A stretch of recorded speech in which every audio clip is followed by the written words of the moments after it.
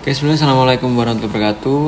Selamat datang teman-teman di mata kuliah sistem pendukung keputusan. Yang kali ini pertemuan keempat kelima kita bakal membahas metode SMART ya. Ini decision making kita menggunakan metode SMART. Langsung aja teman-teman. Nah, di sini untuk RPS kuliahannya, untuk pertemuan keempat ini kita bakal membahas terkait dengan bagaimana metode SMART digunakan untuk pemodelan decision making, terus gimana juga pengambilan keputusan diambil, cara analisisnya, juga menggunakan perangkat atau alat bantu yang bisa digunakan dalam implementasi metode SMART itu sendiri. Nanti teman-teman juga bakal belajar banyak tentang perhitungan ya di kaitannya dengan materi ini.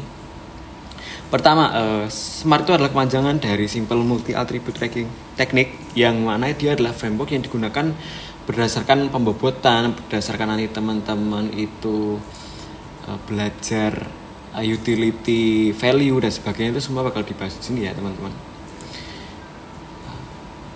SMART juga dikatakan bahwa ditemukan pada 1977 ya oleh Edward yang mengembangkan teori pengembangan multi atribut dalam pengambilan keputusannya. Nah, teknik pembuatan keputusan ini digunakan untuk mendukung membuat keputusan dalam memilih berapa alternatif yang mungkin ada ketika teman-teman itu menemukan sebuah masalah yang memang diperlukan sebuah sistem atau metode yang kaitannya dalam decision making. Nah, ada berapa note ketika penggunaan SMART gitu. Setiap pembuat keputusan harus memiliki atau memilih sebuah alternatif yang sesuai dengan tujuan yang telah dirumuskan. Artinya teman-teman nanti bakal diminta untuk melakukan penentuan kriteria yang digunakan, terus meminimalisir beberapa alternatif. Misalnya dari 100 alternatif harusnya bisa diminimalisir jadi 5, 10 dan sebagainya, baru nanti di ranking. Nah, setiap alternatif nanti akan dicarikan. Kalau di sini dikatakan bahwa terdiri dari sekumpulan atribut ya, dan setiap atribut punya nilai-nilai yang digunakan. Artinya gimana? Artinya kalau nanti teman-teman udah ada berapa opsi ya, nanti opsi yang muncul nanti diminta teman-teman untuk mencari urgensi, kira-kira mana yang dibutuhkan atau mana yang perlu ada tindakan prioritas terkait dengan gimana solusi itu dicapai. Nilai ini di rata-rata dengan skala tertentu. Jadi nanti ada pembobotan juga. Nah, itu nanti bakal dikalikan sama pembobotan. Ada rumusnya nanti di next selanjutnya. Nah, setiap atribut mempunyai bobot yang menggambarkan seberapa penting sih si metode ini difokuskan gitu dibandingkan dengan atribut yang lain. Pembobotan dan pemberian peringkat ini akan digunakan untuk menilai setiap alternatif agar diperoleh nilai alternatif yang terbaik. Jadi kaitannya dengan itu, teman-teman bakal membandingkan antara alternatif ini dan itu, kira-kira masuk yang mana, ketika diambil yang ini resikonya apa, ketika yang itu dieksekusi apa yang dihasilkan gitu. Karena SMART itu adalah metode yang unik ya. Di sini ada urgensinya, ketika pakai SMART itu pas kapan sih? SMART itu lebih baik digunakan karena kesederhanaannya dalam merespon, kebutuhan membuat, terus nanti cara teman-teman menghitung, terus nanti ada juga perankingan dan sebagainya. SMART masih masuk ke metode yang masih mudah. Mungkin dia selevel kayak SAW atau Simple Activating, tapi dia sudah masuk ke pembaruan atau istilahnya bentuk versi terbaru dari si SAW. Terus terkait dengan pembuatan, skala pada metode ini itu dimulai dari 0 sampai dengan 1, sehingga mempermudah perhitungan dan pembandingan nilai pada masing-masing alternatif yang ada. Formulanya itu dia bakal mencari nilai maksimis dari yang muncul dari sebuah data, terus nanti dirumuskan dikurangkan dengan 100 untuk mencari gapnya atau selisih, karena si SMART ini dia mengacu kepada cara kita membaca data berdasarkan selisih yang didapatkan antara 0 sama 1 tadi, berapa persen dan sebagainya. Nah, teman-teman juga bakal menemui nilai pembobotan kriteria ke J yang kita inisialkan dengan WJ ya. Nilai utility itu juga nanti kita bakal bahas yang dengan kode UIJ ya. Lanjut. Nah, untuk perhitungan manualnya itu ada yang namanya normalisasi. Wajar ya, di SPK, di decision making semua itu biasanya disertai dengan yang namanya normalisasi. Nah, untuk cara menghitungnya gimana? Cara menghitungnya dia ada di sini, ada rumusnya ya. UI bukan UI ya. UI sama dengan 100 dikali si max dikurangi si outnya I dibagi si max dikurangi si min dari nilai I tadi. baru dia dikalikan persentase per 100, yaitu 100%. Di sini juga ada keterangannya teman-teman, nanti misalnya emang teman-teman bingung juga bisa baca di PPT ya. Lanjut dulu.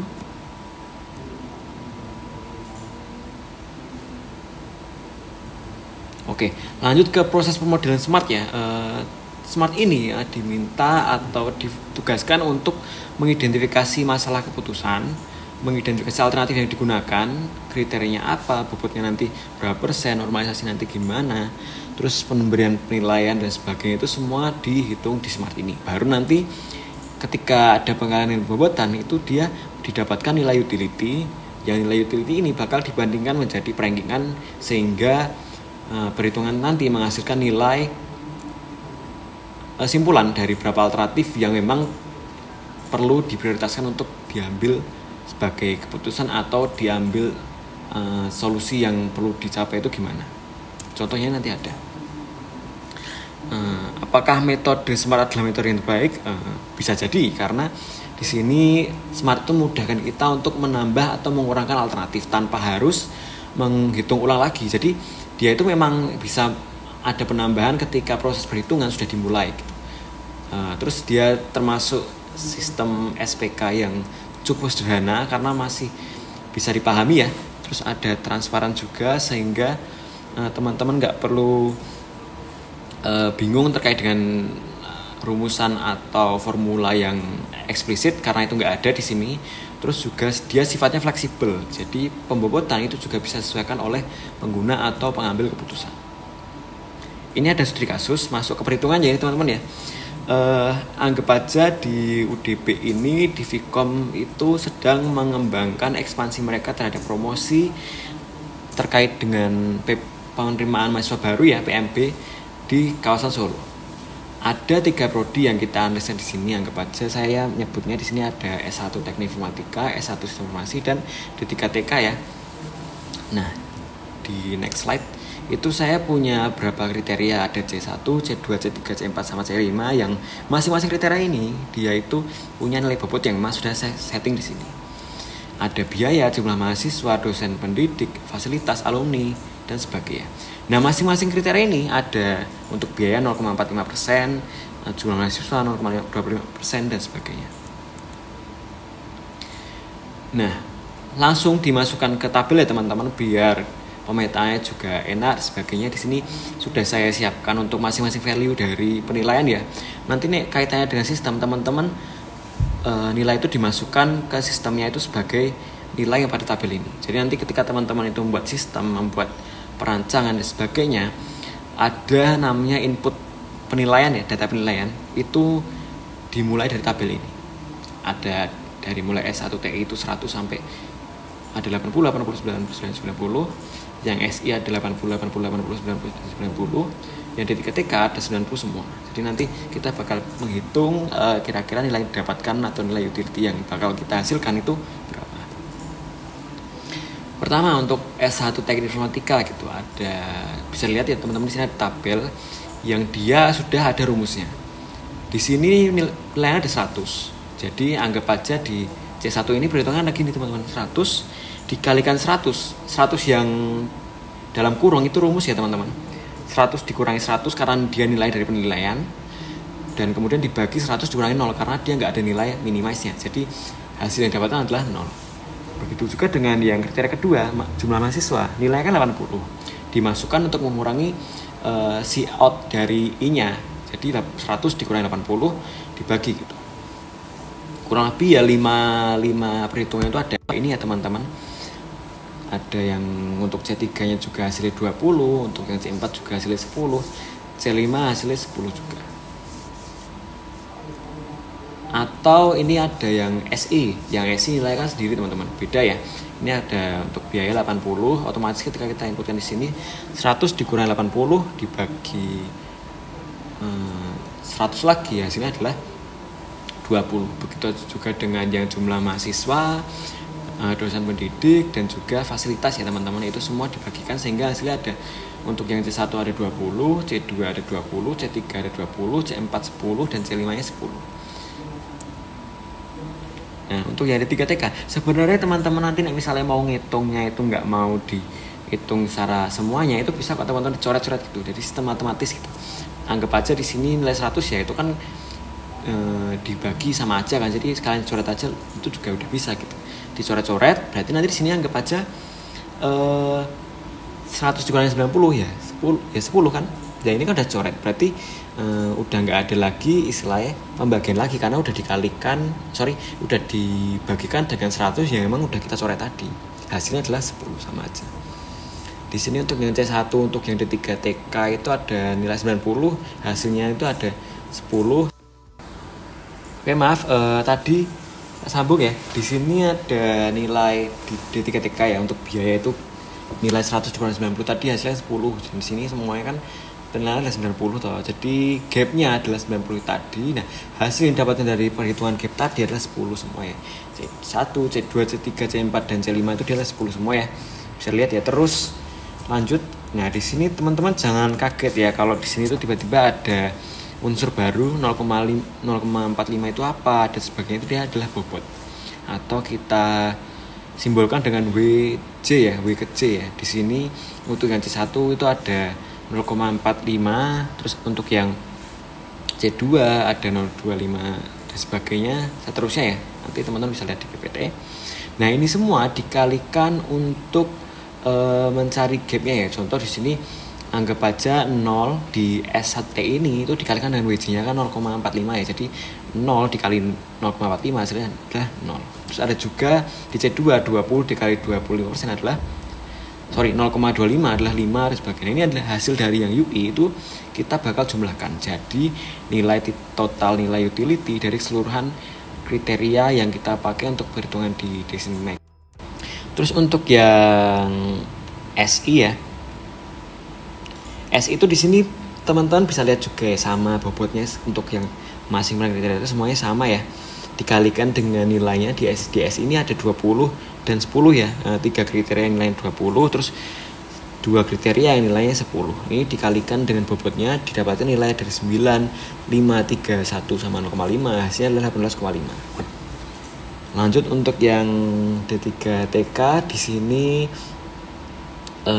untuk nilainya masing-masing juga 10 semua karena gamenya kan tadi 90 ya. Terus kita kalikan dengan bobot sehingga hasilnya dapat harusnya 10 semua ini 10 dikali 0,45 adalah 4,5, 10 kali 0,25 ya 2,5, terus ada 1,5, 0,5 dan nanti di total hasilnya adalah 10.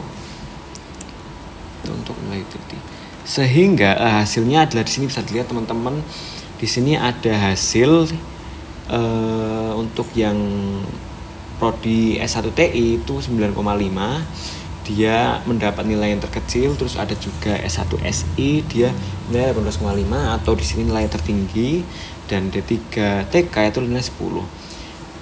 Hasil tersebut itu bakal kita jadikan sebagai pertimbangan ya. Oh, prioritas mana sih yang kira-kira bakal kita ambil gitu terkait dengan, karena tadi kan topiknya sudah dikasih adalah Vkom ya, gimana caranya biar Vkom itu makin berkembang lagi di Solo. Makanya teman-teman nyari nih kira-kira yang perlu dipromosikan lebih, perlu ditindaklanjut sebagainya itu yang mana. Di sini bisa lihat ya kalau teman-teman bisa make kriteria yang dari nge-push yang S1TI-nya dulu baru nge-push yang D3-nya, dan nanti yang terakhir adalah yang S1SI karena yang S1SI tadi nilai-nilai yang tertinggi. Di sini ya teman-teman ya bisa lihat kalau di sini yang menjadi prioritas adalah yang S1TI. Nah, lanjut